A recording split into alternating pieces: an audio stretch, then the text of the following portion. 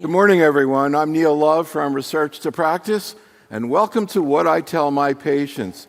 As this morning, we focus on the management of people with diffuse large B-cell lymphoma. We have a great faculty today, and really looking forward to making rounds with our faculty today, talking about patient care, and particularly new clinical research. And in terms of diffuse large B-cell, there's a lot to talk about.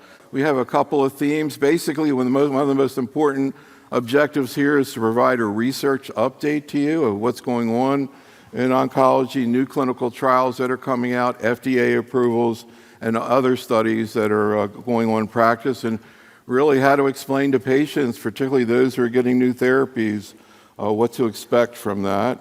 We also get into some of the biopsychosocial issues, and we'll get into that with the case presentations from the nurses, really getting into the relationships you have with patients, and really what you do for them. And one of the themes that we brought out last year is what you do is highly, highly valued. And I think you know that, you should know that, but we just want to say it again, that what you do is very, very important and useful to patients and their families. What we're going to hear in these cases, what made it different to take care of this patient than another patient who has diffuse large B-cell lymphoma, but a different person. So with that, I would like to introduce our faculty. And we have this tradition, we don't talk a lot about burnout, but we know quite a few people are sort of new to the field of oncology. And our advice to you is make sure you have other things to do besides going to work, because it really helps when times get tough. So we asked the faculty just briefly comment on what they do to get away from the job, so to speak. Matt Lunning, welcome. What do you do to take care of yourself? Well, I'm involved in my children's athletic activities as much as they'll let me be. I have two teenagers who play tennis, and so I spend a lot of time. I've taught tennis. I think that was something early, an early experience that helped me gain the interconnection with individuals in a one-to-one sport. I do help with our Nebraska Tennis Association with regards to looking at racket, or now what, paddle sports, and how we can continue to refurbish our public parks, our community centers, to make sure that those who want to play sports like pickleball or tennis can be on the same courts at the maybe different times, but that everybody gets access. Yeah, we're into pickleball. Chris? Yeah, well, thanks, Neil, and good morning. Welcome. Thanks to all of you for being here this morning. So I normally at this time would be on my walk into work. I'm fortunate to live close enough to MD Anderson that I walk to work every morning. I come from a family of runners, distance runners, and I was just reminiscing with my kids as I was doing my run on the Riverwalk yesterday, that the Riverwalk run from end to end is about 10 miles down and back, and our family used to do that when we would come down to San Antonio for family vacations. And so unfortunately you can't do that run in the same way that you used to be able to, because the Riverwalk has become so built up. But it was still a nice and enjoyable run yesterday, and it's something that I get out and do to be able to beat the stress. That's interesting. We come every December for, a long time to the San Antonio Breast Cancer meeting. This is the first time I haven't stayed at the Marriott. I'm all excited to be over here at the Hyatt. Wow. It's awesome over here. Robin, you're up there in the cold country. What do you do to stay warm and get away from the job? Well, let's see. I have a couple of kids and about to be an empty nester, so I'm trying to savor all of that time. I get up in the morning 5 days a week and work out at our healthcare facility, so I'm used to getting up at 4 in the morning, so thank you. I also like to sing, and I can harmonize to anything, and so I sing on our praise team at church, and that's a lot of fun and a nice release for me. Interesting. Amy? Yeah, so my kids are the same age as Robin, so I'm ready to be an empty nester. My daughter plays softball, so I spend a lot of time on the softball field. But really, the last 9 months of my life have been medical, surgeries, all sorts of stuff. What I really want to say to all of you is being on the other side of the chart is tough, right? First of all. Second of all, please know that every word that you say to patients matters. because I was one of those people, hanging on to every word, be encouraging, even when there's not good news, give the patient a kudo, something, anything. So just keep doing what you're doing to get your patients through all this. Yeah, last year actually is when we added this new objective of thank you for a great job. And a lot of that was because I got reminded of a time that I had community-acquired pneumonia. And I remember when I checked out of the hospital, the first thing that was on my mind as I was waiting to get picked up was thank God for nurses. Yep. And that's why we started talking about it. All right, here's where we're heading in terms of talking about diffuse large B-cell. First, this is oncology. We just had approval in the last, I guess, week or two of a new regimen in the upfront treatment of diffuse large B-cells. So we're going to start out talking about that. But the rest of the time, we're going to talk about relapse disease and new therapies, CAR T therapy, and particularly bispecifics that have only recently come into practice. But let's start out talking about this new development in terms of the so-called POLARIX regimen. And before Robin gets into a case of a patient who actually received this regimen, Matt, maybe you could just provide a little bit of a background about diffuse large B-cell lymphoma, who it usually affects, how people present, and in general, up to now, how people have been treated up front. Yeah, so our diffuse large B-cell lymphoma is our most common aggressive non-Hodgkin's lymphoma. Actually, it's the most common non-Hodgkin's lymphoma in general. Most individuals present in likely the 6th decade of life. There doesn't appear to be a preponderance of gender. Gender usually presents a 1-to-1, male to female. Often the disease presents with advanced stage disease, and so that's often where the lymphoma will present above and below the diaphragm. There can be extranodal sites of disease.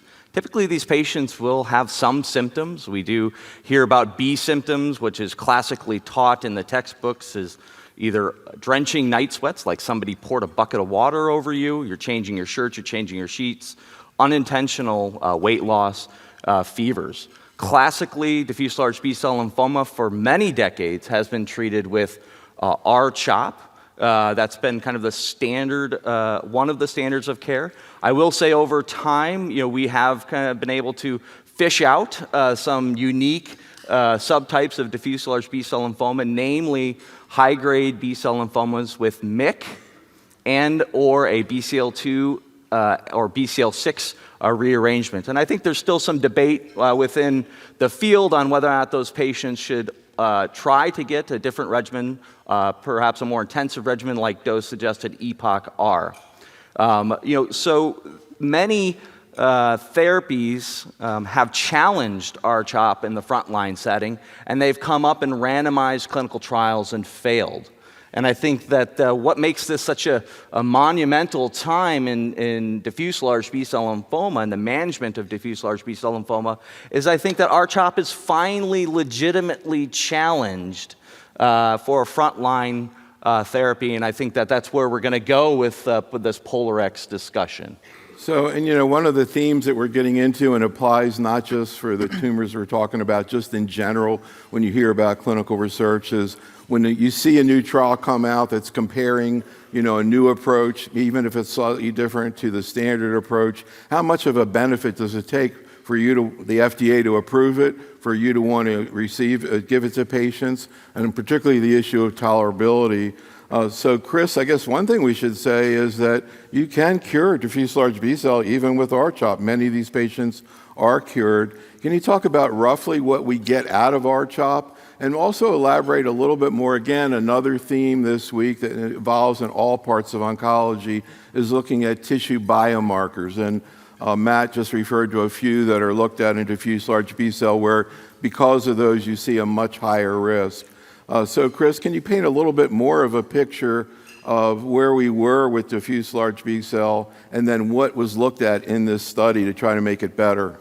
Great. Well, thanks, Neil. When we look at the R-CHP regimen, really that's essentially been a regimen that's been around for my entire career in oncology. This was a regimen that was first approved based on clinical trials that were completed back in 2002, for the first one by the French group, and then subsequent trials, including an international trial and a trial by the US group. Throughout my entire career, I've been involved in randomized controlled trials trying to improve upon R-CHP, as Matt just described, over the last 20 years, including 13 randomized controlled clinical trials in all. And none of those really improved upon the standard of care of R-CHP. That's a standard of care where in community-based practices and in studies that we've done looking at populations across the United States, that cures about 60% or so of patients. Now with the ways that we do randomized controlled trials and the populations of patients that enter randomized controlled trials, that looks like about 70% of patients who get R-CHP in the context of a trial have progression-free survival, meaning that they have their disease stay away for at least 2 years. And that's typically the time point where we see an inflection point in the curves around cure. This POLARIX trial, it was a trial that I was fortunate to be one of the U.S. leads for and present to the Oncology Drug Advisory Committee at ODAC just a few months ago.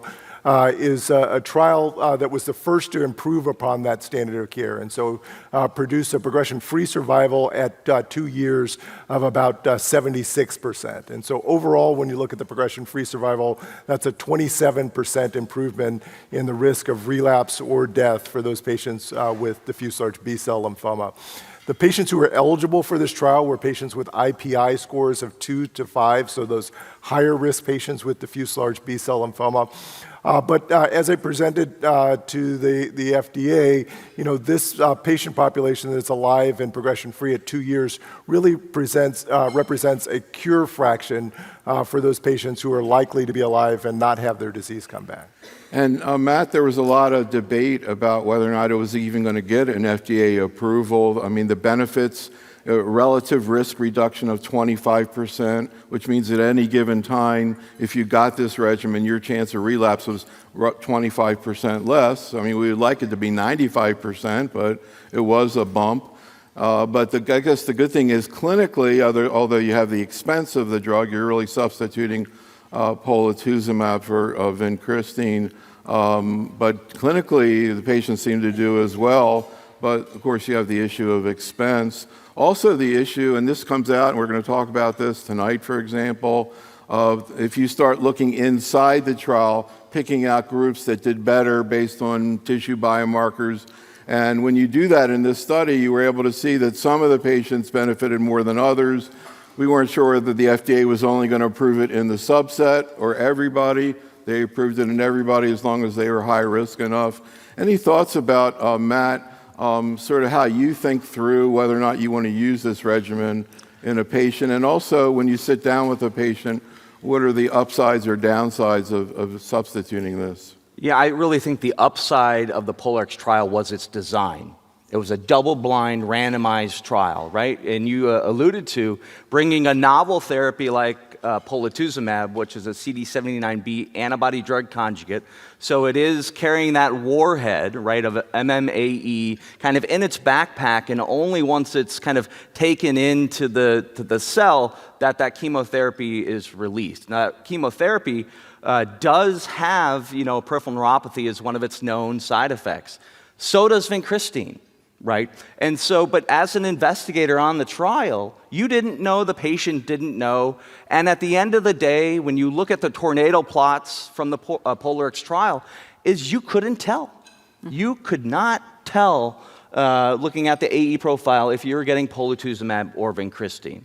Personally, as a monotherapy, I've always thought that Polatuzumab was likely a better drug than vincristine, right? And if we're talking about, and we will talk about the relapse refractory large B-cell lymphoma setting, I think that can bear out in some of the discussions around Polatuzumab's efficacy. So I think that noting that clinical trials have a lot of caveats to them, and they are trying to get drugs approved, we learn how to use the drugs after they're approved. And I think that R-CHP always outperforms in clinical trials. And for Polatuzumab to statistically meet its primary endpoint in a randomized double-blind trial is a big deal. I think it is practice-changing. I think you can slice and dice, these patients' demographics, their patients' characteristics. For instance, the one that's being called out the most, I think, in the forest plots is ABC or non-GCB phenotype, whether or not it's by nanostring or if it's by the Hans criteria, the Choi criteria, whatever criteria you're defining non-GCB characteristics. But remember, statistically, those forest plots are supposed to help look at the patient populations, and if the lines aren't too far apart, then that group was very consistent. When you start to see dots that are going back and forth, that's very interesting, and you should be looking in that population. So I think when we're splitters and we want to dip our toe in the water, then we go to the forest plots and we say, well, maybe it's men, and maybe it's people over the age of 60, and maybe it's those who have high IPI scores, and maybe, non-GCB or ABC phenotype. That's where I'm going to dip my toe in the water and see how it goes. And then if it's a good experience, maybe I'll broaden it out. And I think that's where a lot of us are kind of living right now. It's kind of like, are you an early adopter? Are you a slow adopter? Or are you, that person who's waiting for an overall survival advantage? And I just think it's hard when you hear about all the therapies that we have now in diffuse large B-cell lymphoma for a randomized double-blind trial, even though it was well-powered, tons of patients, to see an overall survival advantage with all the novel therapies that we have to help patients nowadays. And another thing that we've talked a lot about is giving patients the option of new therapies, and for whatever reason they don't want to take it, that really is up to them, although in this case it's kind of hard to think about that. Amy, it reminds me a lot of what we've been talking about the last few years, similar strategy in Hodgkin lymphoma, bringing in an antibody-drug conjugate, in that case Rituximab Vedotin. And we first started to see data on that 5 or 6 years ago, but it was only relatively, and that was positive 5 or 6 years ago, but it took 5 or 6 years for people really, as Matt was describing, to kind of get used to it and start using it as first-line therapy. We're going to hear in a second about Robin's patient who actually got this therapy. But I'm curious, it seems like every one of these meetings we're talking about some type of antibody-drug conjugate. How do you explain to a patient what an antibody-drug conjugate is and what to expect from this approach? Yeah, so it really, and Robin has this great case of a very well-educated patient. It really depends who the patient in front of you is. So the chemist is going to want the papers. They're going to want all the data. But I think Matt talked about, taking a bomb to the tumor. That's a very simple way to explain it to patients. So it really depends who the person in front of you is. But I think that's the simplest. That is the simplest explanation. And then you go from there depending on what the patient wants to know, above and beyond that. But it is really exciting to have all these new drugs and to be able to offer patients something new, and especially in the relapse refractory setting where their tumor hasn't seen some of these, they haven't seen these things. So it's a very exciting time for diffuse large cell. Last night in the breast session, they were talking about the Trojan horse concept of what, antibody-drug conjugate. So let's hear about your patient, unusual and younger, 39 years old, is what Matt was mentioning. You see usually older patients. Can you talk, and the other thing about him is he had been treated in the past for Hodgkin lymphoma with ABVD, which is very unusual, of course. So he had something to compare it with. Can you talk a little bit about this man? Absolutely. So I've decided the number for the day is 60. So as we just mentioned, you're 60 years old, that's when you get diffuse large B-cell lymphoma, and at least a 60% response rate, right? So this man, again, younger, he's in a different stage of life, and he's very career-oriented. He and his wife are very career-oriented, love to go on vacations, have decided not to have children through all of this. And so a lot of times his diagnosis and treatment, it's interrupting his life. So that is something to deal with by itself. And as you mentioned, he had a history of Hodgkin lymphoma a number of years back, had ABVD with that, came into this with some grade 1 peripheral sensory neuropathy. So this man, very well educated, came in really, knowing sort of what he wanted. He knew the studies, and he had some very good educational discussions. And I think sometimes they come in with this knowledge, but they don't have the practical sense of what what to expect, what their life is really going to be like. And I think that's where we as nurses and nurse practitioners really shine, because we are showing them what they need to do to make it through this. So as I said, like 60% or more are going to do well long term. So we are preparing them to do well. So they're not just going through chemo or worrying about dying, they're likely going to live. So one of the first things I tell my patients is, you need to make sure you're, exercising and, diminish the fatigue, because it's not going to get any easier as you're going through this unless you're taking care of yourself.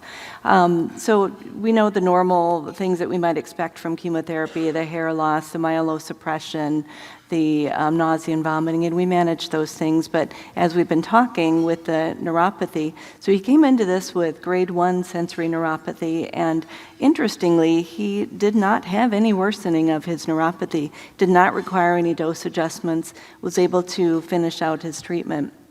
As we were talking backstage, because of the fact that he had doxorubicin back with his Hodgkin lymphoma, we dropped the doxorubicin from the R-CHP after we got a negative PET scan, and he's doing well still to this day.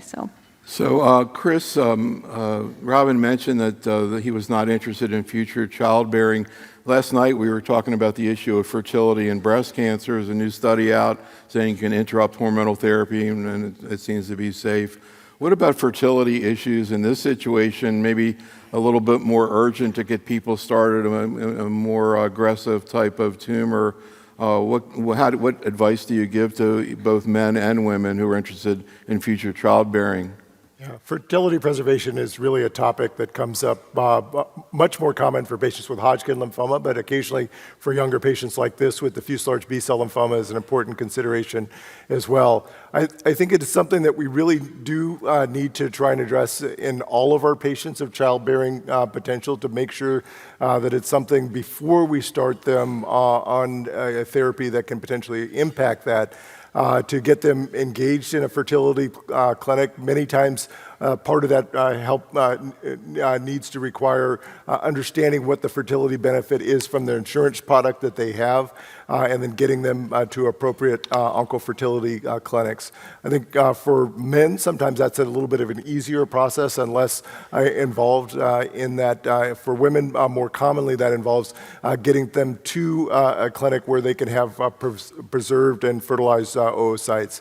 That may differ a little bit by state and state policies, and so I think it's important to take those considerations all into play, but something that we try and refer all of our younger patients to.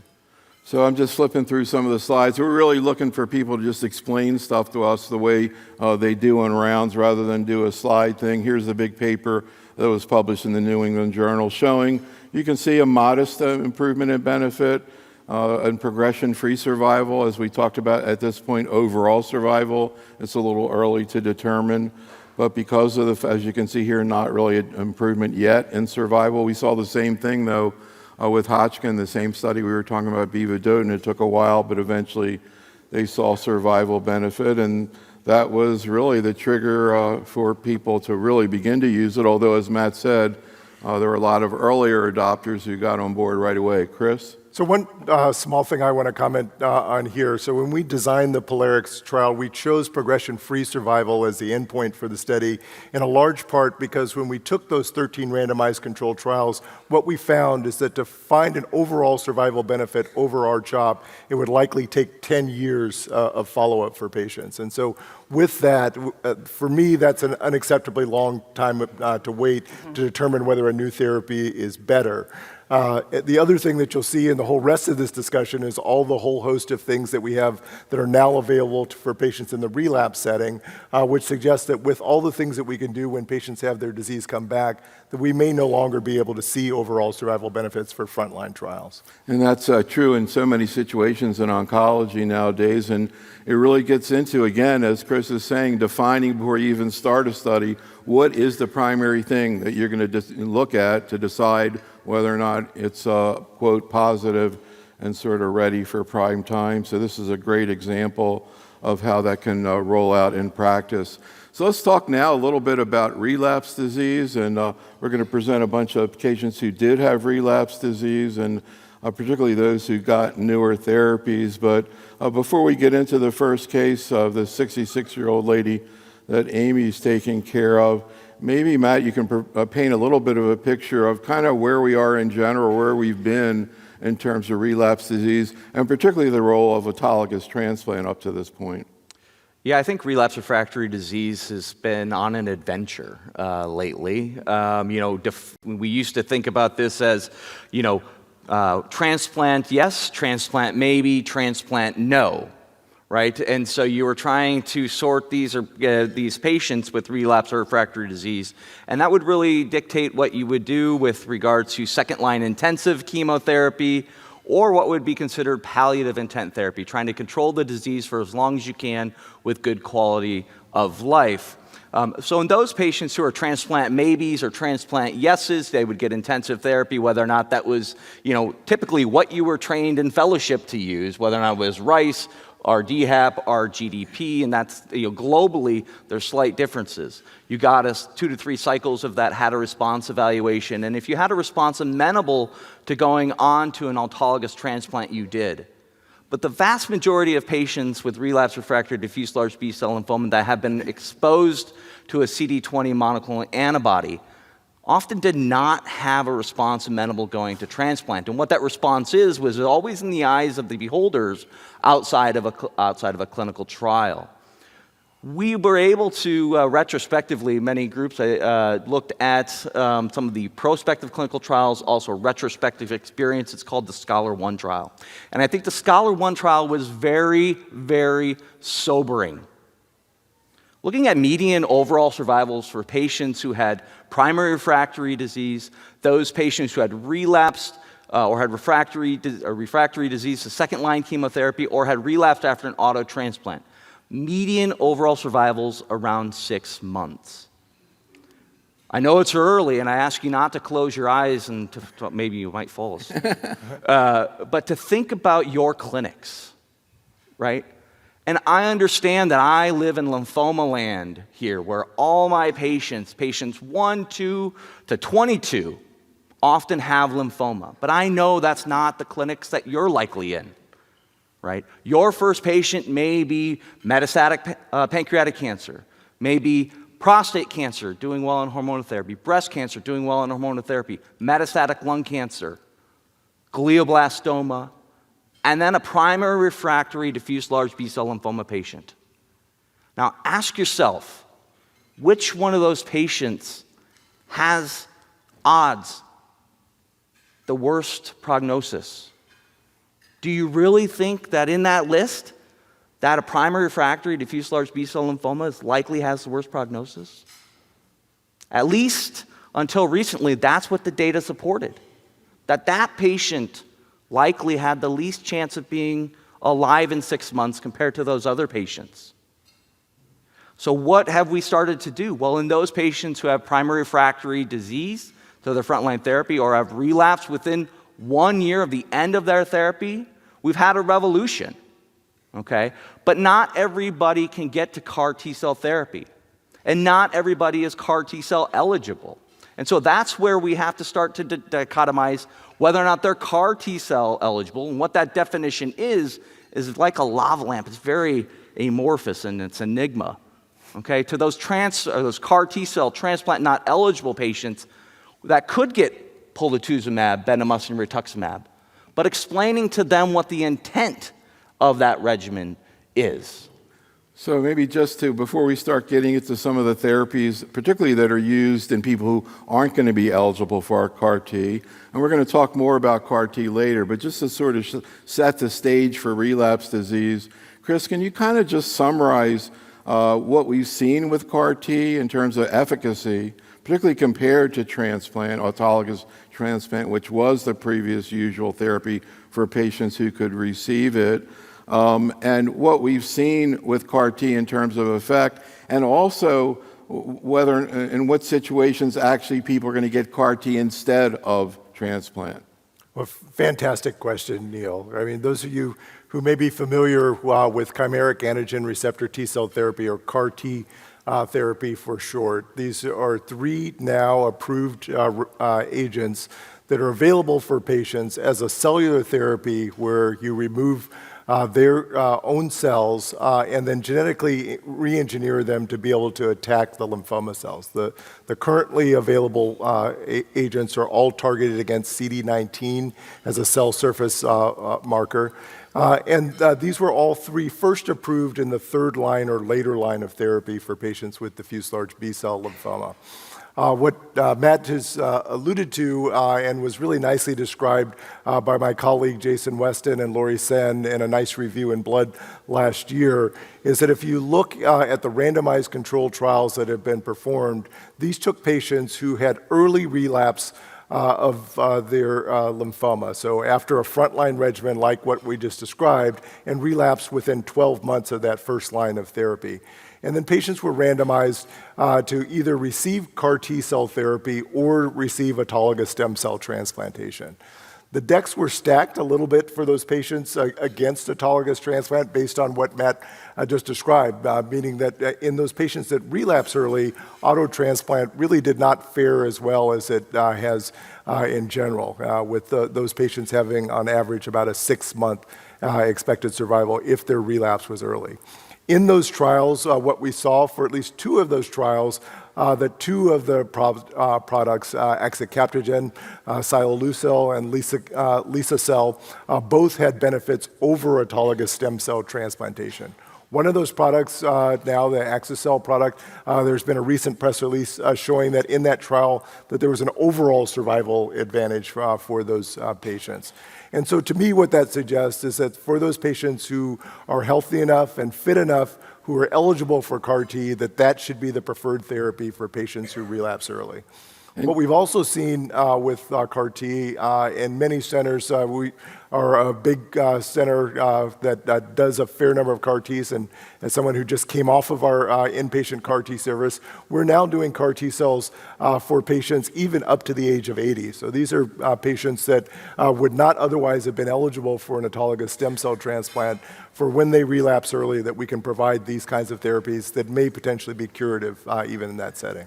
And just to finish out on this before we get into some of these other new agents that can either lead up to or follow CAR-T therapy, we talked about the fact that 60, 70% of people are cured with R-CHP up front. What do you see in terms of cure in the relapse setting with CAR-T? Because that was really the amazing thing about it. Nobody knew what was going to happen. A lot of these patients got cured.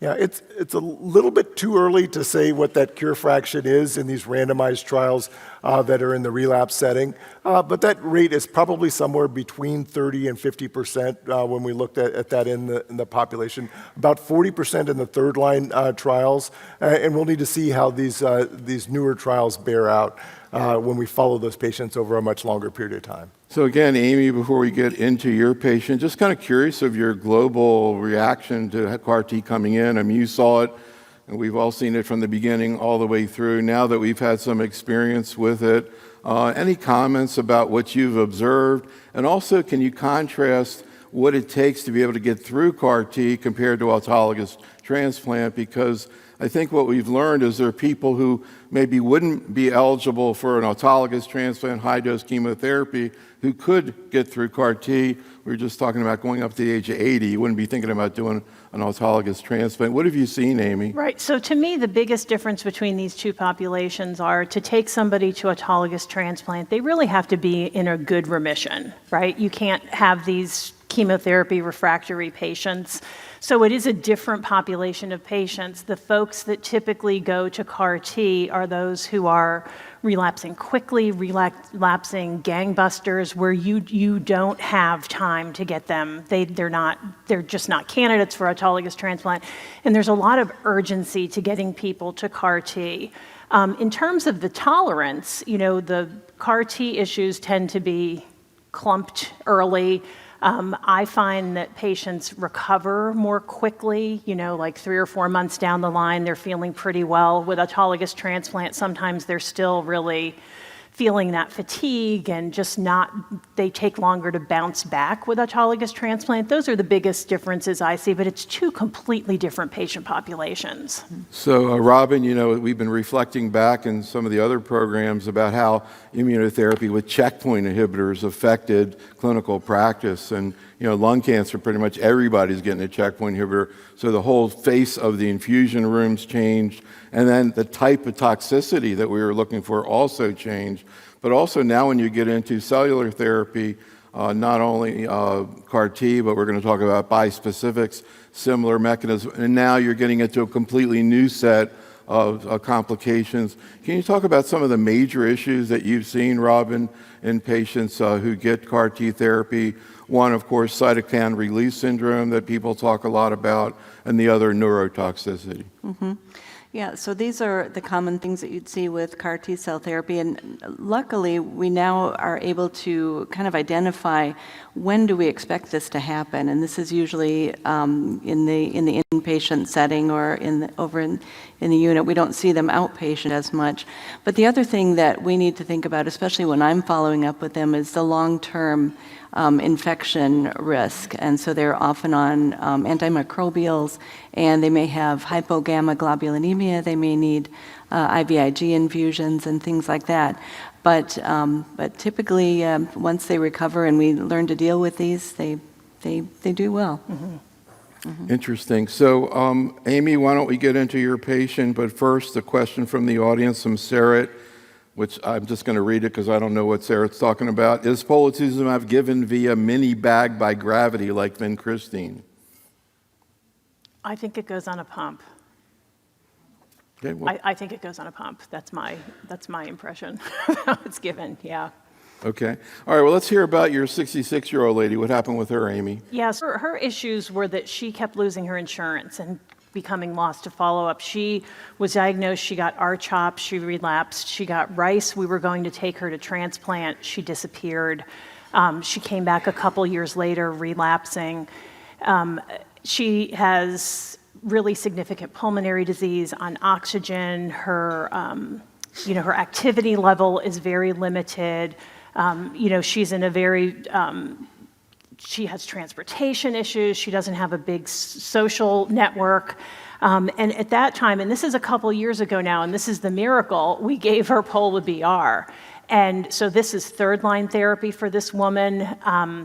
At that point, she's not a transplant candidate. She may be a CAR T candidate at some point in the future.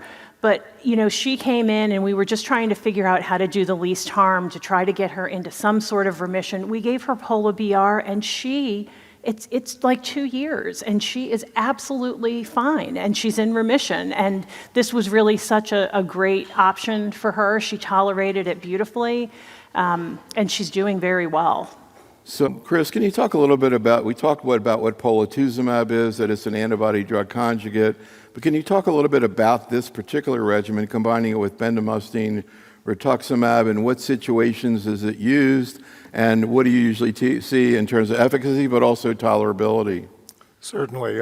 First, I'll say just a little bit more about Polatuzumab. I think one of the things that's interesting about Polatuzumab is an antibody-drug conjugate against a marker on the cell surface, CD79B. And that was an antibody that was first developed kind of as a naked antibody, just in the same way that Rituximab is a naked antibody against CD20, but the naked antibody of CD79B didn't work. And it didn't work in part because when the antibody binds to CD79B, it's internalized into the cell. And so it's really almost a perfect situation for an antibody-drug conjugate, because when it gets internalized, it brings that MMAE into the cell, which is a cell poison like vincristine is, and kills the lymphoma cells directly. And so this regimen, Pola-BR, was first involved in a randomized small phase 2 trial. That was a trial that I was also involved with. And to be honest, this was a trial that was not originally designed for new drug approval. It was a trial that was designed for signal finding, comparing the combination of Polatuzumab plus Bendamustine Rituximab versus Bendamustine Rituximab to see the additive benefit of the agent in that setting.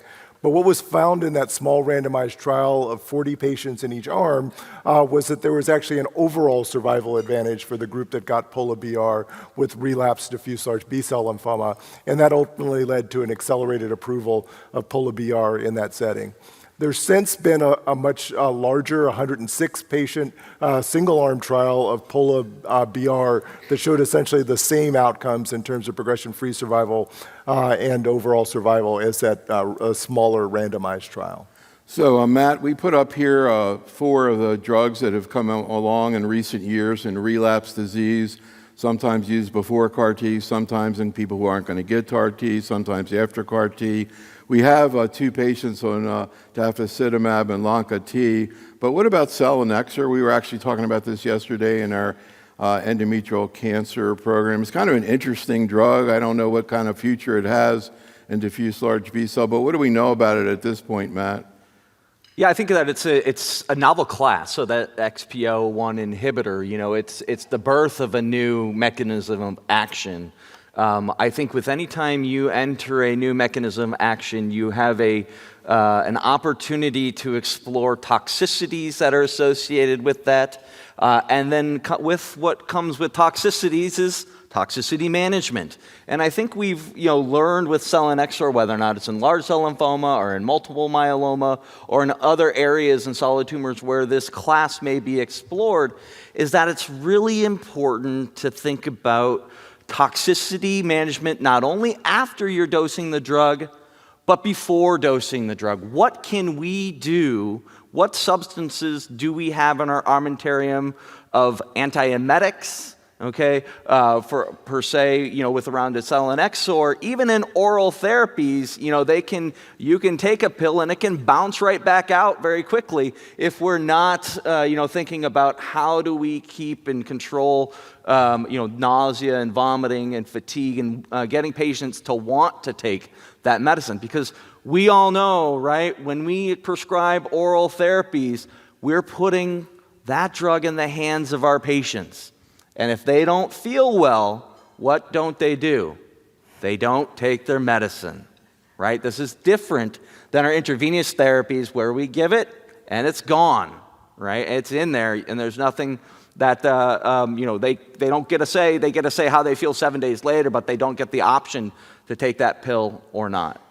So just finishing out on this patient, Amy, I was asking you before we started, you were telling me how she would get lost and you didn't have insurance, et cetera, what happened to her during the pandemic, and you said you didn't see her. I can imagine what it was like when she showed up afterwards. I'm just kind of curious in general, what it's been like to take care of her. It sounds like you kind of achieved at least a mini victory, if not more. Yeah, it has been a challenge because she is so unreliable. She does have medical assistance now, so she's a little more adherent with her visits, but when she was, in and out of insurance, we didn't know if she was coming, when she was coming. It's been dicey with her, but she's in a much better place now, but still has, lots of comorbidities and other medical problems. So we're just keeping our fingers crossed that we don't have to treat her for a while. So let's go on to another case. This is a 70-year-old man being taken care of by Robin. He actually received the antibody-drug conjugate that we've been talking about, Loncastuximab, Tesirine. Can you talk a little bit about this man, Robin? Mm-hmm. So this, in contrast to the man I talked about earlier, this was a 70-year-old who was not well educated. He was not medically savvy at all. He lived about 2 hours away from our facility, did not have good social support system. It was a struggle to get him to come to appointments because of transportation issues. He didn't drive. He had to rely on his daughter to bring him up. He was a widow, and I always thought his wife had died 6 months ago or something because he talked about her. He was so lonely for her, and it turns out it had been 10 years since she died, but he would still talk about her a lot, and I think that helped us to bond. He would tell me those stories. And the uncomfortable situation with his daughter is she was not very supportive. Like, she would get him to his appointments, but she would kind of sit in the room, and so anytime there was an extra appointment, it was just a struggle. And we could see him. He didn't want to inconvenience anybody. So when we learned that he had refractory disease to his frontline therapy, we had to think about what are we going to treat him with, because we had a lot of options. He had a lot of comorbidities, so he was not a candidate for consideration of stem cell or anything like that. So we were thinking about, Tafalin, Pola-BR, those things, but those would have required, at least coming 2 days in a row or coming weekly or something. And so we thought, well, okay, Loncastuximab, we can try this, at least it's every 3 weeks, and that would be a little bit better for him. So that's what we ended up going with. And in educating him, again, he was not very medically savvy. We did our education like we normally do. And I always say, if you have a new drug, you can pretty much hit it if you say, well, you might have GI symptoms or myelosuppression or a rash or something. But there are some very interesting potential side effects with this drug that it bears looking at. For instance, the possibility of third spacing or fluid retention, not fluid retention, but like pleural effusions, edema, things like that. So for that, you have to give them preventative dexamethasone, which to me sounded odd because I'm thinking, okay, corticosteroids, they can cause you to retain fluid, but in this case, it actually prevents the mechanism that causes that. So we had given him education. Yes, sent in the prescription, start your dexamethasone the day before, and you'll take it for a couple of days. And here's one of the things we probably learned is he was scheduled to start his treatment on Monday, right? So that would mean he was supposed to start on Sunday. Well, he gets to the clinic that day. This man who has transportation issues, he hadn't started his dexamethasone. Well, that sent us all in a panic. Now what? Are we going to have to reschedule him? He's made this trip for nothing. And fortunately, there's a loophole that you can actually give the dexamethasone intravenously on the day they get it, as long as it's 2 hours before. So he was able to do that and then took the subsequent dex. And then we knew that for subsequent, we're not going to have him come on Monday. We're going to have him on Tuesday. And our nurse is going to call him the day before and say, remember to take your dexamethasone. So that's where we shine too, is just to make sure that they can get their treatment. The other things that we need to educate them about is, I mentioned anybody can get a rash, but this actually, you can have photosensitivity with this. And here's a man who loved to go outside and fish, so he liked to be outside. He never wore any sunscreen prior to this, but we really hammered it into him. And he would always say he was compliant. He never had any problems while he was on this with sun photosensitivity or rash. Some of the other things that can happen is you can have elevated GGT, one of the liver enzymes, which he did, but it wasn't clinically significant, so he did okay with that. This man also had a history of, cardiac issues, so we were a little bit nervous going into this. This was our first person that we had treated with this, so we were a little bit nervous watching him really closely, but he never did develop any of the peripheral edema. He did, as we got further into treatment, have on imaging, we could see that he had developed some pleural effusions that were grade 1. He was not symptomatic. So all in all, he did very well, and he actually ended up going into a remission on this treatment with PET negative and bone marrow negative, which he had extensive bone marrow disease at the outset. That's really amazing he had that response. Chris, can you talk a little bit more about this agent, particularly these interesting side effects and the edema, like what the mechanism is? Yeah, so first I want to say how eloquent Lee just described the ways that we need to have relationships with our patients and not only understand the toxicities of those agents, but to be able to communicate with patients about those toxicities. I mean, I can think of another patient of ours with Loncastuximab, or Lonca-T, as we called it, who had elevated GGT, and there was a big freak out of not only the patient and the family over the elevation of GGT, and all of us are saying, well, elevated GGT, we're not worried about that. But that communication back and forth between the nurse really helped them to become comfortable with those toxicities. Related to the question that you asked specifically around the edema, so the particular, so this is again an antibody-drug conjugate, so an antibody against CD19 with the drug conjugate. And that antibody-drug conjugate here leads to release into the periphery, and that is what predisposes patients to either the third spacing of fluids and the elevation of fluids, and that can be abrogated by the use of steroids to be able to overcome that. And here's a diagram again with another antibody-drug conjugate. But Matt, I guess one of the things about the antibody-drug conjugate is sort of what the toxin is, because that's going to give you the kind of tolerability or the toxicity. And this one has a different, anything you want to say about this agent? Also your experience with it, Matt. Yeah, I think that the important part is we're all accustomed to R-CHP. And when we educate on R-CHP, it isn't rituximab, CHO plus or minus P. The intent is to give the prednisone.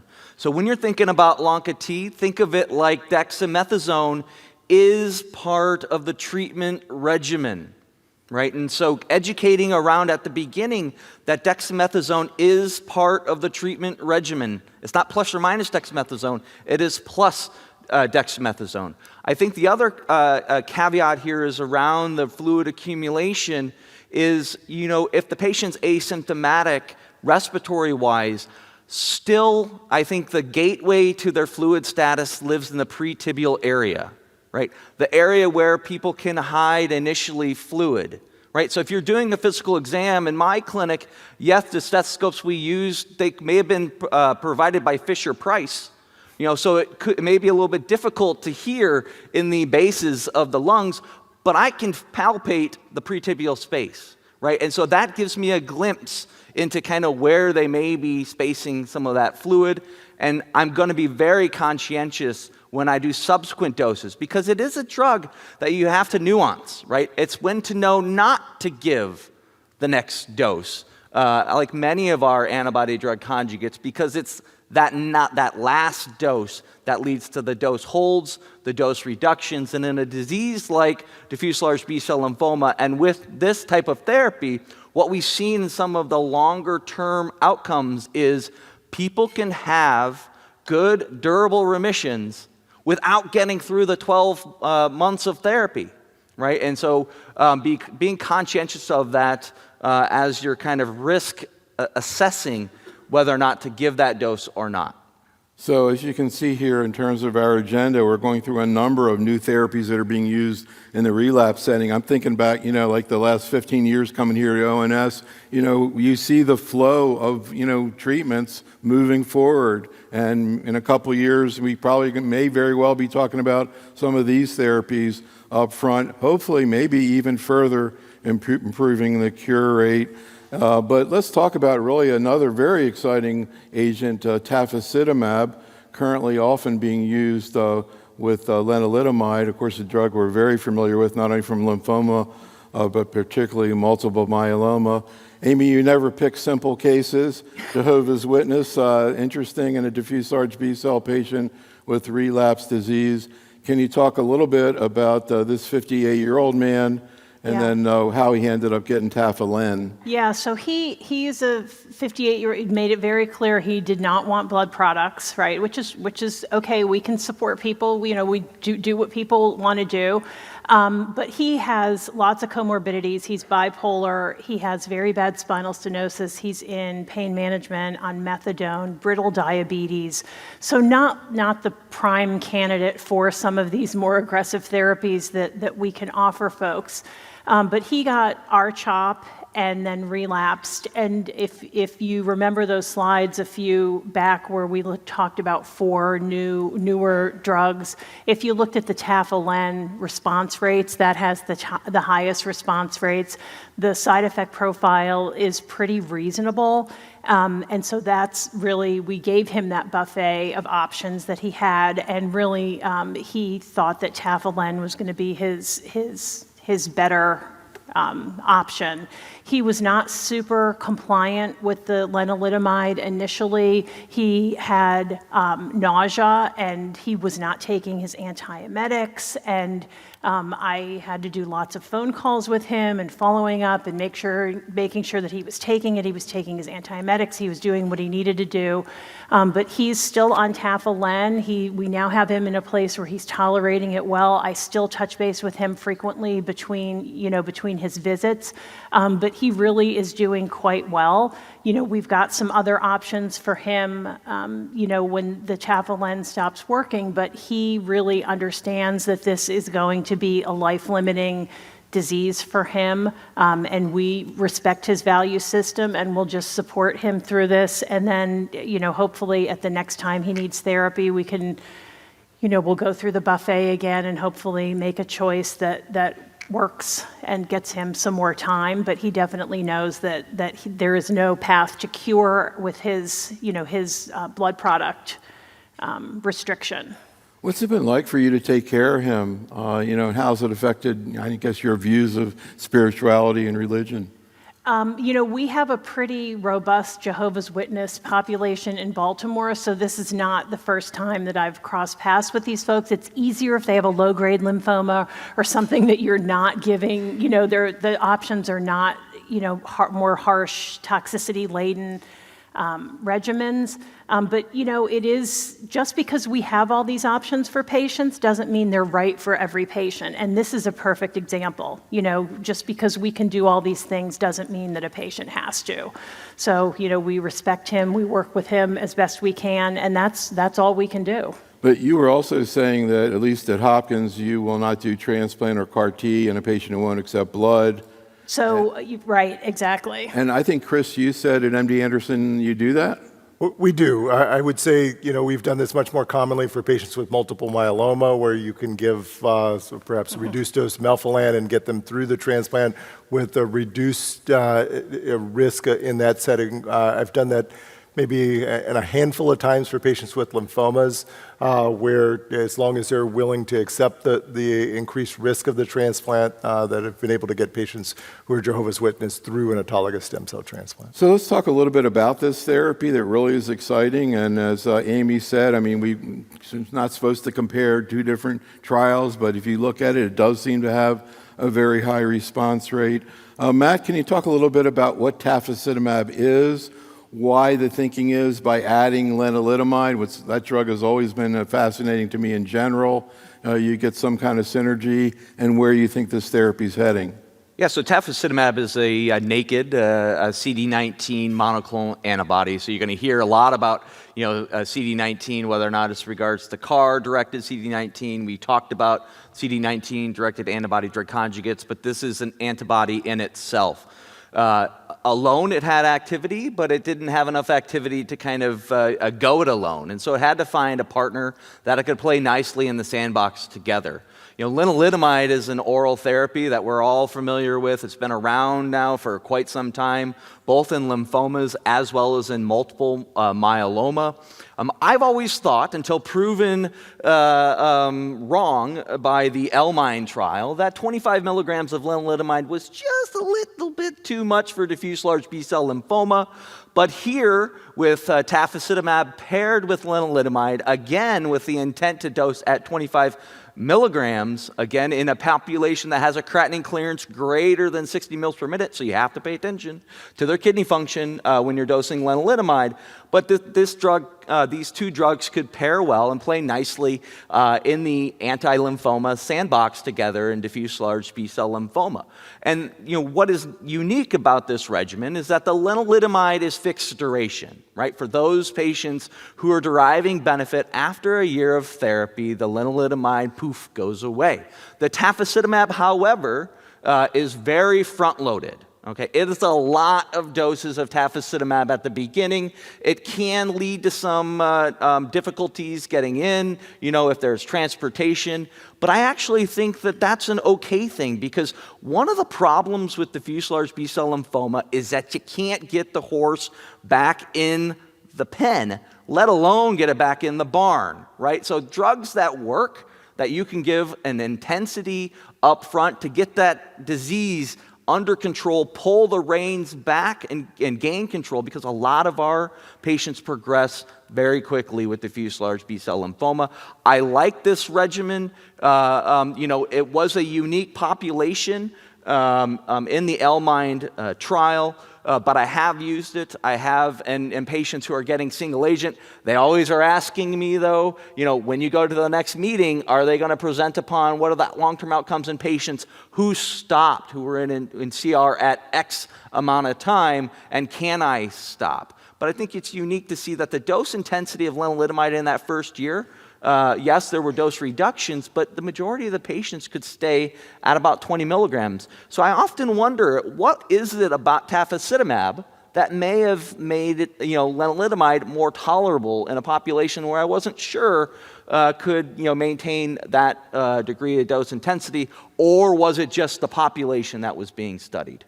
And Chris, it also brings in the issue of how do these drugs work? I mean, chemotherapy, okay, I think it's been around a while. We have a general idea of how it works. But when you start, you hear people talking a lot about the microenvironment, like what's going on at the tissue level.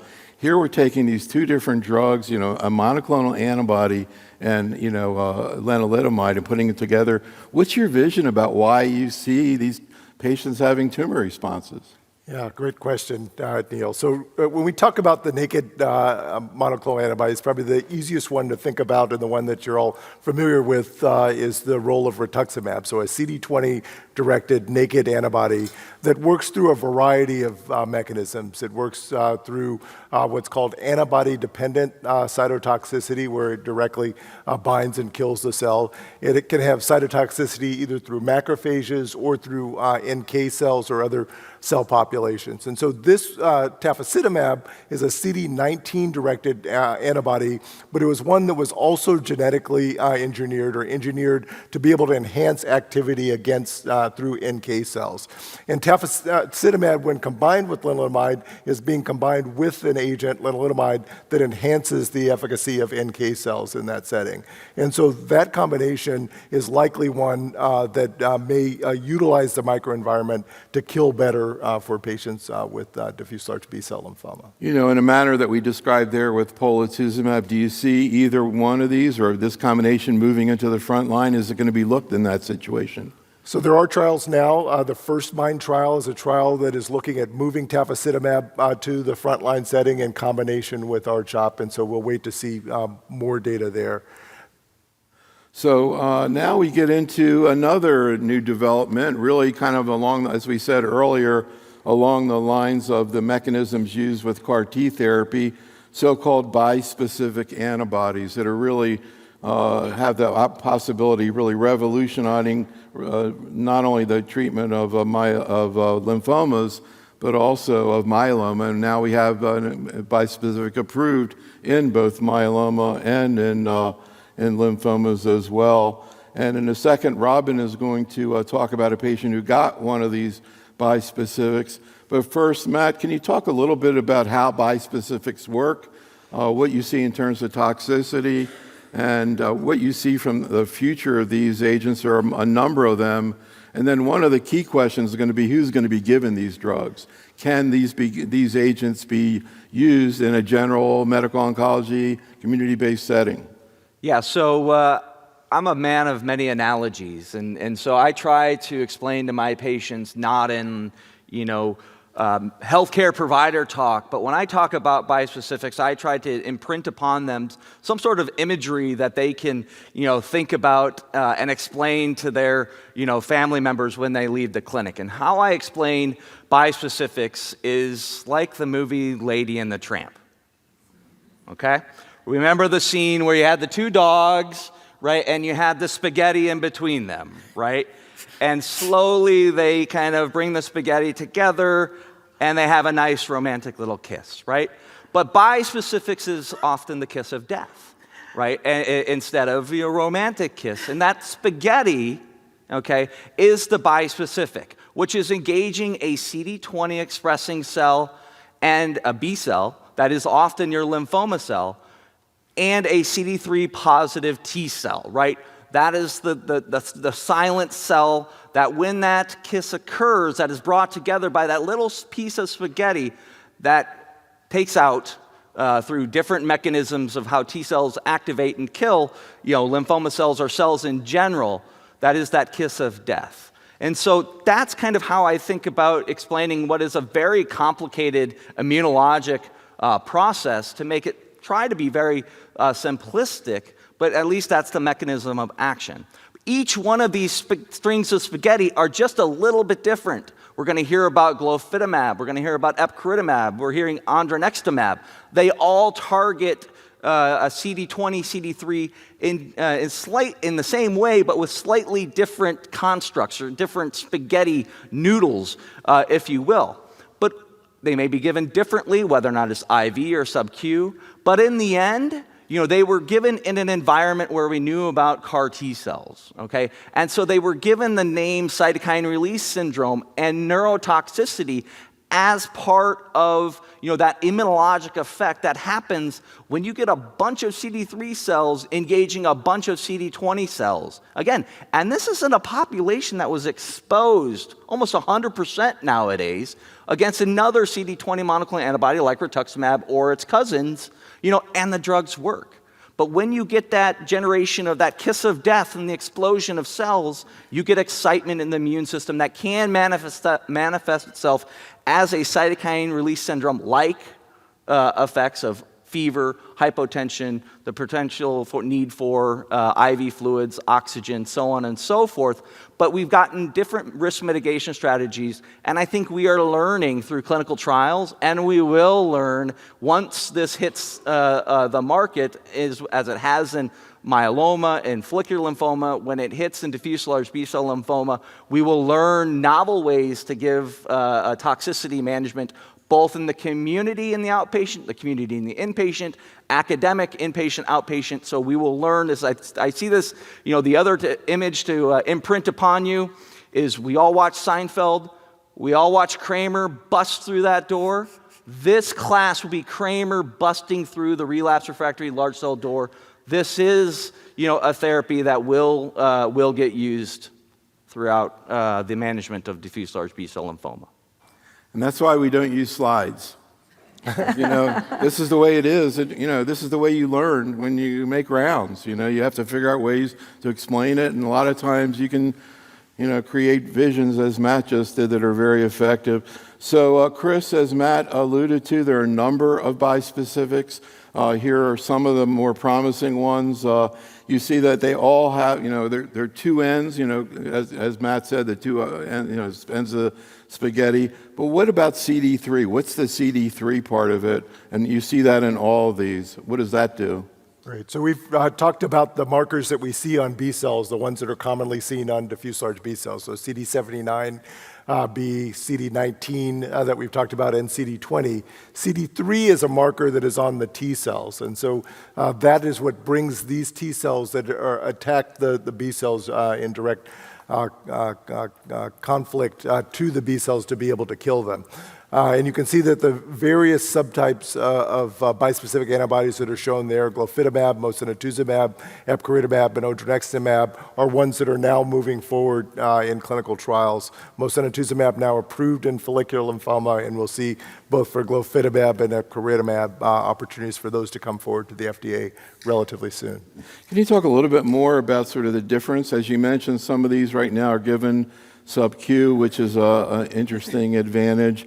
Also, what you expect from patients in terms of toxicity. As we talked about, it seems qualitatively to be similar to what you see with CAR T, but not as intense. Is that kind of the way you envision this? It's a similar mechanism, so similar toxicity. And how do you and why do some work better? And for example, as you mentioned, mosunetuzumab approved in follicular lymphoma, great activity. Glofitamab, an example, one that seems to have a lot of activity in diffuse large B-cell. It'll probably take a while to sort of sort these out, but right now, how does it look to you, Chris? Yeah, so I think the key point is the last point that you made, is that it's going to take time in clinical practice to sort these out. These are all agents that target CD20, so really any B-cell lymphoma that has CD20 on it, so diffuse large B-cell and follicular being the two most common of those places where this will be developed. The development strategy has been different for different agents and different companies as to which of those lymphomas that they've targeted most, but I think we would expect that each of those would be active across different lymphoma subtypes. In terms of the toxicity, the ways that I would characterize that, you really heard nicely from from Matt and from Robin about cytokine release syndrome that as it occurs with CAR T-cell therapy. That is something that also occurs with the bispecific antibodies, but occurs most commonly with cycle number 1 of therapy. And so I wouldn't characterize the intensity as being dramatically different, but the likelihood of it occurring after cycle 1 is much less with the bispecifics. And I think it's something that we have to all be aware of. With Teclistamab now being on the market and available for patients with multiple myeloma, that's something that we've also cared for quite regularly on our CAR T-cell service. And I think that we need to think about how this is going to play out in community practices. Even with the sub-Q formulation and the ability to give this subcutaneously, these are agents where you really need to be prepared for the management of cytokine release syndrome and ICANS with cycle number 1, which can require hospitalization, can require an ICU stay, can require the need for giving tocilizumab after that. And so the patients need to be cared for in a setting where all those things are available. It also brings up another important theme here, which is the potential advantage to your patients of participating in clinical trials. So when you mentioned Teclistamab, I was just flashing on the fact that the day that Teclistamab was approved last fall, I did a video with a patient with myeloma who'd been on Teclistamab for 1.5 years, doing great, no symptoms, but on a clinical trial is the only way you're going to get these agents. And Robin is a good example of this, is a man who got treated with an agent that you can't get outside of a clinical trial. Can you talk a little bit about what happened to the 63-year-old man? Mm-hmm. Absolutely. So this he was like early 62 when this happened. And in a span of less than a year, he went through a ton of things. So he had primary refractory disease, actually. He went through frontline therapy and had COVID in the middle of that, progressed after that. We tried to get him to a stem cell transplant by giving him salvage chemotherapy. He progressed through that. He underwent CAR T-cell therapy, and on day 30, he had progressed. So fortunately, we had this opportunity for him to participate in this clinical trial. And I'm so grateful to Matt because I absolutely love this story of Lady in the Tramp. I had heard this. You will not forget it, and I have used it with my patients, so thank you.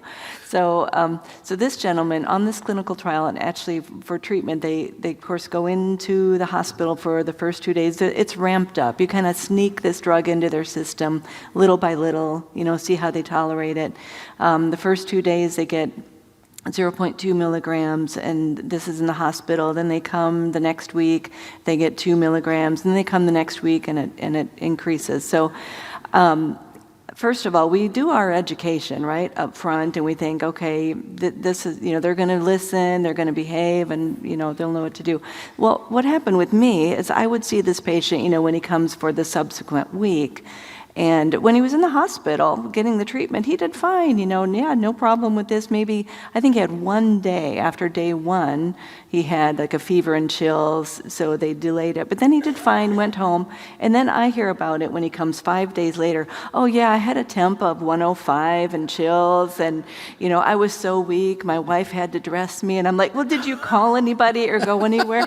Well, no, I just took some Tylenol, and I was like, don't do that. So our education is ongoing. We have to remind them all the time. So fortunately, he survived this and he made it through. But yeah, each time we sent him in to be ramped up, I got nervous. And so at one point, especially when we were ramping him up to the full dose, 160 milligrams, gosh, if he did that with 2 milligrams, what is he going to do now? So I didn't trust him. So I said, okay, this always happens. You go home either that night or the next day. You have this happen. So I said, okay, so we're going to set you up to get some IV fluid. So he lived about a little over an hour from our facility, and he didn't want to, come back to our facility. And I said, okay, we'll set this up locally. We're going to set you up for some hydration and have somebody just look at you. And then the following day, I'm going to do like a virtual visit. So of course this is in the middle of winter in Minnesota, right? And a blizzard came. long story short, he was able to actually go in and get his hydration. I did the virtual visit. Thankfully, oddly, he did fine. He said, I probably didn't even need that hydration at this higher dose. So I don't really understand why he did better that week, but he did better. The other thing that's fun about sometimes seeing these patients weekly is you get to see them get better. Because he had this refractory disease. He was on pain medicines because he had this huge retroperitoneal mass that was causing pain. And watching his LDH, let's see, that goes down every week. And so it's super fun to see them get better every week. And so here's a man that had never been in remission. All of his scans had only shown progression. And so finally, we're seeing that, okay, yes, you were actually responding to this. And one day, he was about maybe 2 months into it, and he said, can I drive? Because I'm starting to feel like I'm getting back to normal, and I just want to know if I can drive, because I want to go see my friends. I miss my buddies. He was in the middle of his career, and I just miss people. So it's like, wow, this is a game changer. And his most recent imaging showed that he was in a near CR. He had never responded to anything, so. Yesterday we were talking about the phenomena of people asking us, isn't oncology depressing? And I imagine experiences like this go a long way towards dealing with that. Amy, what do you do to try to engage patients to understand they really need to partner with us to let us know about this and not to consider an imposition? How do you try to overcome that barrier? So it's trying to form a connection with the patient, and sometimes it's their caregiver that you can harness more than the patient, but really just making sure they understand the importance of reporting things. It's going to keep you from hospitalization, it's going to keep you from going to your ER, making sure that they have all the numbers and know where to get in touch with you, how to get in touch with you, and I'm sure we all have 24-hour access, but really making sure that they understand that the sooner we get on top of side effects, the less likely they are to become severe and then really cause them a lot of issues. For people I don't trust, like Robin, calling them, doing virtual visits, a couple days later, really just putting a whole lot more energy and attention into those folks. And many of them need that. And you just have to do what you have to do to keep them safe. So Matt, any thoughts? We talked about to me, it's hard to at this point, kind of differentiate these bispecifics. I hear a lot of excitement about glofitamab specifically in diffuse large B-cell lymphoma. Anything different about these that you would expect different outcomes? Or is it really just going to be, you have to follow the trials and go with whatever, you see positive results first? Yeah, so you heard me comment about dexamethasone being complicit with Lonca-T. I think what you need to know about glofitamab is that you have a lead-in dose of obinutuzumab a week before, and that is not a plus-minus, right? It's not a plus-minus. It's obinutuzumab 7-ish days before you start the ramp up with glofitamab. Glofitamab is a fixed duration therapy. Okay, so the intent is that you could stop early in patients who are in CR and put that bispecific back up on the shelf. I'm going to jump down to epcoritamab. Epcoritamab is given subcutaneously. It doesn't have a lead-in anti-CD20 monoclonal antibody. It has been designed to be given sub-Q. It is a step-up dosing. There's a lot of doses, just like tafasitamab, early on, but it is designed as a continuous dosing strategy. Okay, so just like bow tie pasta does not look like angel hair, but they're still both pastas, right? They're both bispecifics, but they're just subtly different. And so you have to understand at the beginning, because surprise, you're on a continuous therapy versus, okay, you're going to be on a fixed duration therapy. That discussion matters at the beginning, right? While we want their disease to get under control, we also need to make sure that they understand kind of, what the landscape looks like for their future. And another theme in oncology, short-term therapy versus indefinite. Come on to lunch when we talk about CLL, chronic lymphocytic leukemia. That's the two main choices people face up front nowadays. Now you've got imprinted in my brain the Lady and the Tramp thing, so I'm looking at this thing, I'm seeing the spaghetti for the EBCO. But I guess one other thing, and I'm just kind of curious, and maybe Robin, what your thoughts are about this. Again, whether, mosunetuzumab even better tolerated from what I'm hearing. What about, you have lots of people with recurrent lymphoma in the community. Are we going to be able to do this in the community? I've heard people talk about, well, maybe they'll get their first dose in the tertiary center, then go into the community. Any thoughts about whether this is going to be, part of community oncology, Robin? I hope so. We actually are just starting a clinical trial with this drug, and it seems to be less intense. We're giving it, this is a subcutaneous clinical trial. So yeah, I'm very hopeful, and I think that's what we who are at the larger centers, we're kind of working out the kinks and figuring out, how do we need to manage it before, in these clinical trials, and then kind of pass that on to the community to say this is best practice. So we talked a little bit earlier just to set the groundwork for CAR T therapy so we could really understand bispecifics, or at least begin to understand that. And really interesting to imagine a year from now, what we're going to be talking about. I can't even imagine with all these new options. Amy, you have a 36-year-old woman who's currently, I think, on day 2 of CAR T. Can you tell us a little bit about this patient? Sure. So she is just like the most lovely person you would ever want to meet, this healthy 36-year-old with like a 4-year-old and a 7-year-old. She was diagnosed with double-hit diffuse large cell, which is, a very difficult, aggressive disease. In the late summer, she got dose-adjusted R-EPOCH, and her PET after that was negative, which is somewhat miraculous in itself. But within 6 weeks, she was in her local ER having all this abdominal pain. Her abdomen was chock full of disease. And that's when we met her for CAR T consideration. And so she was somebody who, these diffuse large cells, when they go bad fast, and they go bad rapidly, and people have lots of symptoms and lots of problems. We ended up giving her Pola with Rituximab, trying to quiet things down to get her to CAR T collection. She was in and out of the hospital. She was on a Dilaudid PCA. She was just a mess, constipation, nausea, vomiting. Her abdomen was literally full of disease. We were trying not to give her lots of steroids because that impacts the collection of the CAR T cells. It's like some of these people, you're really between a rock and a hard place. Once we got the collection, we added some Bendamustine, really trying to give her, as much treatment as we could to keep her comfortable. And it was like a miracle getting this woman to CAR T. She's now day 2. And so hopefully she does well, and this gets her a remission. But it's really a heart-wrenching situation. Her mom is with her. Her husband is at home keeping the kids, as stable as he can. So she's got a good support system. But this is just sort of a nightmare of a situation for this woman. So another theme at our ONS meetings over the years has been the issue of minor children and grandchildren of cancer patients. You mentioned this young woman has a couple of minor children. What do you know about their level of information? We were talking about this yesterday in the breast cancer meeting. How you deal with children, what kind of special services, how it varies based on age. What's your assessment of her family? Yeah, so, we got social work involved immediately, and they have really great resources on how to talk to kids depending what their age is.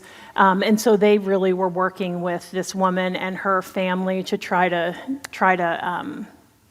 give the kids the information that was age appropriate for them. But it's really hard. I mean, they know their mom is not around, and, that's, whether she's dying or not dying, having your mom not around when you're 4 and 7 is really a hard thing for kids to go through. But we are, again, social work, and we are supporting her and her family as well as we can, and just trying to give them the resources that we have and that we know of to help her kids through it.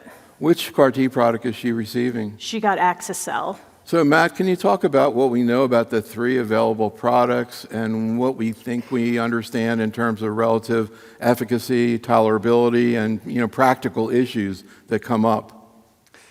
Sure. So I'm going to speak to CAR T cell and to all of us who are in oncology healthcare is that we are data shapeshifters, right? And so the data should drive kind of who we are. We're like Maui, in Moana, where we're always changing based upon the data.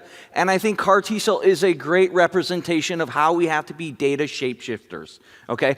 At the early days of CAR T-cell, we were hesitant to say that this was curative intent therapy. And then we started to see plateaus on the curve in the Zuma 1 trials where we were seeing 40% of patients now years out, right? And if I rewind back, I was talking about median overall survivals of 6 months.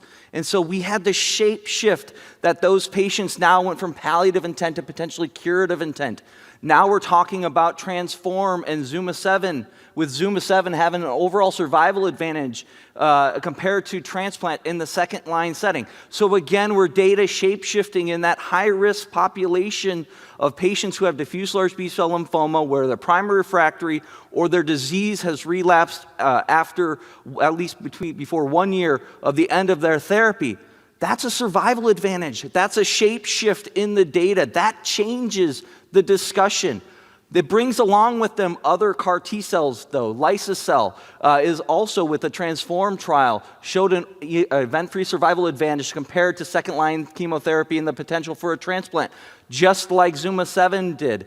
So CAR T-cell and that discussion needs to be had, right? If you're not having the cellular therapy discussion with the relapsed refractory appropriate large cell lymphoma patient, you have to be telling them what their future looks like without a CAR T-cell and giving that discussion in the community.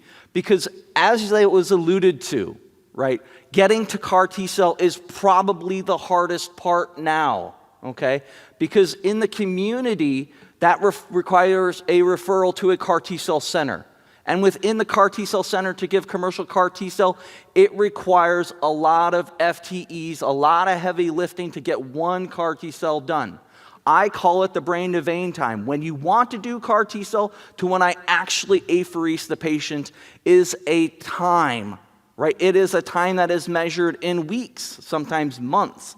And in this patient, they receive Polatuzumab, Rituximab, right? We have ye of little data to support what the overall response rate, what the CR rate is. We don't care if we're bridging pre-apheresis. We want a patient that's alive, in good shape, with good organ function, and still wants to go to CAR T-cell. This is an unexplored area. Once we get them to CAR T-cell, that's where the benefits live. You can see here the Zuma 7 Transform data with regards to second-line CAR T-cell. Chris spoke to the Belinda trial, which probably in the mindscape of the trial design may have had its limitations, but in the end, Axi-cell and Liso-cel are approved, in that high-risk second-line patient population. And I think with the Zuma 7 survival advantage, it now demands a discussion in that patient population. So, Chris, another issue, we have, bispecifics came along more recently than CAR T. But another question would be, well, maybe instead of going through all the hassle of getting the CAR T, just put the patient on bispecifics. And then maybe if they don't get cured by bispecifics, then go to CAR T. What's the thinking now about sequencing these two, sort of similar, but also very different therapies? Yeah, so we really have limited data all in the setting of clinical trials. So some of the bispecific clinical trials allowed patients who'd had prior CAR T to go on the clinical trial, and we have limited data from some subset of those patients to know that bispecifics do produce responses in that setting. We don't have long-term follow-up on those patients.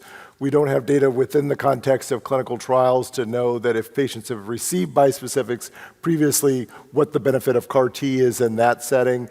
And so I don't think that we're really at a place where we can extrapolate to know that that's a therapeutic approach that has the same benefit that we've seen here in these randomized trials. I think about patients in the exact same way that Matt just described. Those who are early relapse can be cured with CAR T in that setting. Those patients who are later relapse can potentially be cured with auto transplant in the second-line setting and potentially with CAR T as a third-line therapy. I've got to ask you, you mentioned you just came off the CAR T service at MD Anderson. What's it like to be on that service for a month? What are some of the things that you see in the CAR T service at MD Anderson? Yeah, it's been a really exciting service. So we have somewhere between 15 and 30 patients, either with CAR T and bispecific antibodies, who are getting therapy on our service. We just passed the milestone of about 1,000 CAR T patients who have been infused. That happened at the tail end of 2022. And see about 200 plus patients who receive CAR T each year. So we're hopefully approaching 200, 2,000 in the next year or so. The other thing that's really exciting about that service is we've described all the approved agents. There now are multiple CAR Ts that are in clinical trials, including a brand new CD79-directed CAR T by my colleague Satva Nilapu that just went into clinical trials this month. Well, that's really interesting. You know, we talked about all the complications of CAR T, but I'm curious when you round how often you see bored patients who are feeling perfectly fine. We are. As I mentioned, you know, when I was on service, we had 3 patients who were in their 80s that were on the CAR T service, Wow. which was a big surprise to me. And I was scratching my head about my colleagues' decisions. But as I rotated off service and those patients were still doing perfectly fine, all my questions were answered. So I think, you know, we're expanding this to provide options for many, many more patients who now have curative options in the second and later lines of therapy. Final comment from Matt? I'm gonna dovetail or second that age is not an exclusion criteria for cellular therapy, whether or not it's bispecifics or CAR T cell. I think if you can leave the room here today thinking one thing about relapsed refractory diffuse large B-cell lymphoma, is it's not CAR T cell or bispecifics, right? It's bispecifics and CAR T cell, or CAR T cell and bispecifics. I think they both will have a place. They both expand, as many other therapies we talked today, the armamentarium of this population that, you know, likely was destined to die of their diffuse large B-cell lymphoma. And now we are helping so many more patients, and we're expanding that discussion on curative intent. And I think it's a privilege right now to be in this exciting space in hematologic malignancies, and I thank you, Neil, for the opportunity to speak here today. And thanks to all of you for coming. Thank you for participating. Come on back at lunch. You think this is complicated? Wait until you hear about CLL.